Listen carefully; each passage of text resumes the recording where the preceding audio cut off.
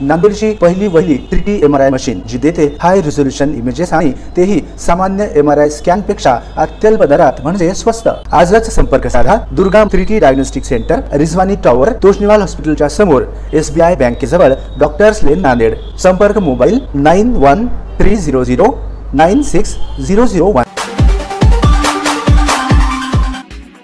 विभिन्न मांगों को लेकर कांग्रेस पार्टी ने किया जिला कचहरी के सामने धरना प्रदर्शन, शासन के खिलाफ लगाए जोरदार नारे।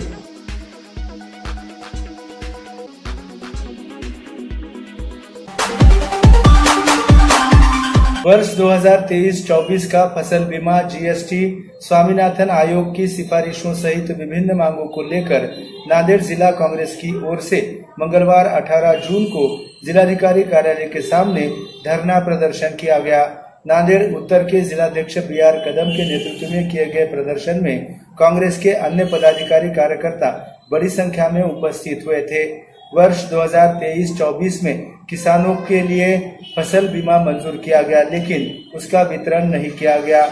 बुआई से पहले किसानों को प्रति हेक्टेयर 50,000 रुपए देने, खाद पर GST लागू नहीं करने, स्वामीनाथन आयोग की सिफारिशों के अनुसार MSP लागू करने, जिले में अकाल घोषित कर किसानों को 13,000 और 27,000 रुपयों का मुआवजा दे और किसानों का बिजली बिल माफ करने सहित विभिन्न मांगे पूरी करने की मांग BR कदम ने MCN हिंदी न्यूज के माध्यम से की है।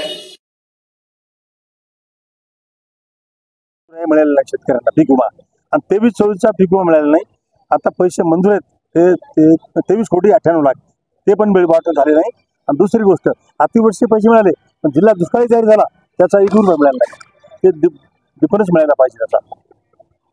आणि पुन्हा काय काय आंदोलन होतं आपल्या याच्यामध्ये आमचं वीज बिल माफ झालं पाहिजे बरं का, आणि GST शेतमालाला GST लागलं नाही पाहिजे, कर्ज माफ झालं पाहिजे, लाईट बिल फ्री दिलं पाहिजे बरं का, खतात GST, ट्रॅक्टरची GST 28% आहे, शेती अवजाराला 28% GST माफ झाली पाहिजे। पीक विम्याच्या संदर्भानं देशामध्ये प्रचंड मोठा घोटाळा झालाय, महाराष्ट्रात जास्त झालाय।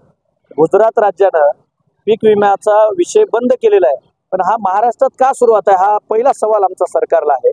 सरकारनं 1 रुपयाला पीक विमा या नावाखाली शेतकऱ्यांकडनं अधिकाधिक पीक विमा भरून घेतला आणि राज्य आणि केंद्र शासनाचा प्रीमियम हा कंपन्यांच्या घशात घालून नेमकी किती टक्केवारी कृषी मंत्र्यांनी आणि मुख्यमंत्र्यांनी खाल्ली आहे याचा उत्तर महाराष्ट्रातल्या जनतेला दिलं पाहिजे।